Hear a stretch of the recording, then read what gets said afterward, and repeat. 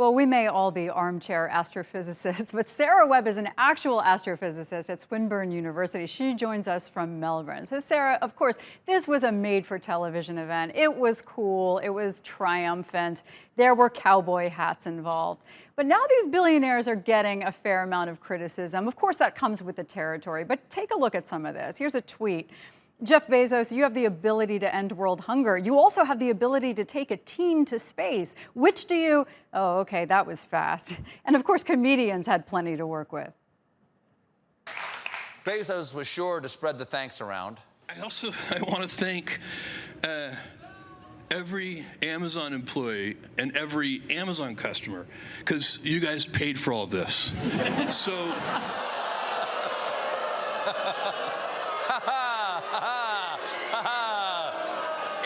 It's funny because he doesn't pay taxes or his employees. Yeah, did not sit well with a lot of people. So I'm sure you've seen this criticism out there. Is it fair?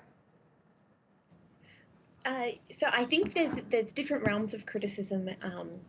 There's some environmental criticism, and then there's definitely some criticism into, you are the world's richest man. Are you spending your money wisely?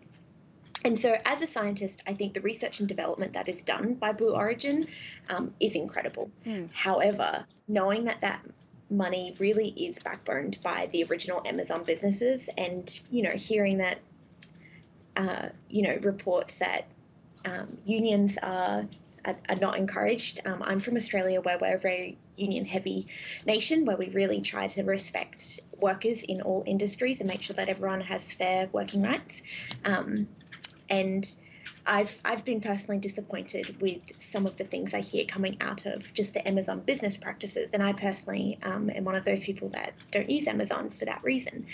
And that is very conflicting, because here on the other side, Blue Origin, as a space company, really, really innovative and has a great opportunity to not only do space tourism, but also actual space science. With these New Shepard rockets, they are able to eventually be releasing different satellite payloads into that, into upper atmosphere. So I have very conflicting feelings, and I absolutely see where the criticism is coming from. But on an environmental side, Blue Origin is much more environmentally friendly than Virgin Galactic. So. That is interesting to know. And that's kind of what we want to break down here, because there are plenty of people with very loud voices out there who say, well, they're not going up into orbit. This technology, you could have done this 60 years ago. From a science perspective, what do these billionaire trips contribute to humanity? Right.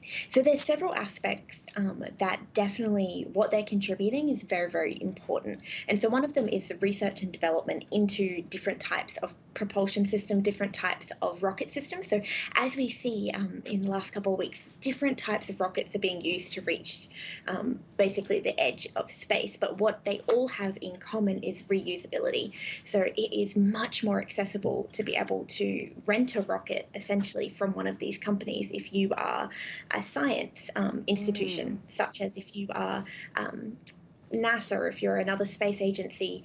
As we see, they tender rockets from SpaceX now, and they're reusable, so we're saving money, materials, and most importantly, time, because they don't need to develop that technology. They can get it from over there. So I think that's really, really important. On a humanity note, I think being able to have access to the edge of space eventually is going to be remarkable. Just think of, maybe 80 years ago, our grandparents, our great-grandparents, who probably never traveled in their lives, or if they did, it was maybe via maybe ship, and that was probably the biggest journey that they ever had. And what perspectives we now have, even though we can't travel because of coronavirus, but many of us have, amazing world perspectives because we were privileged enough to be able to travel around the world via aeroplane.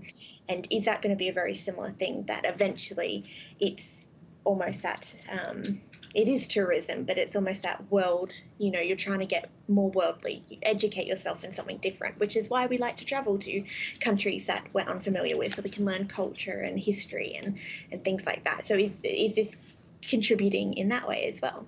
So I think it's very complicated. Yeah, space may be the safest place for humans at the moment. But we know how much money went into this. And of course, these two guys, Richard Branson and Jeff Bezos, have that kind of money. But you being the scientist, if you had that amount of unlimited resources, how would you have spent this money to further our understanding of space? That's a really good question. Personally, even though these are incredible, based on the idea of tourism, I would have, if it was my billions of dollars, which what a dream, I would have spent it on science instruments.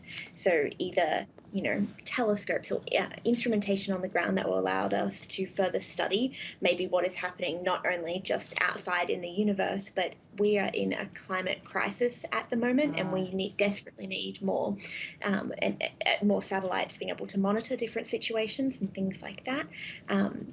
So I think I would have spent money like that. But I do think there is a merit to it. It's very difficult. Thankfully, I'm not in that position with that money. Love it. Thank you, Sara Webb, for your insights and your smarts.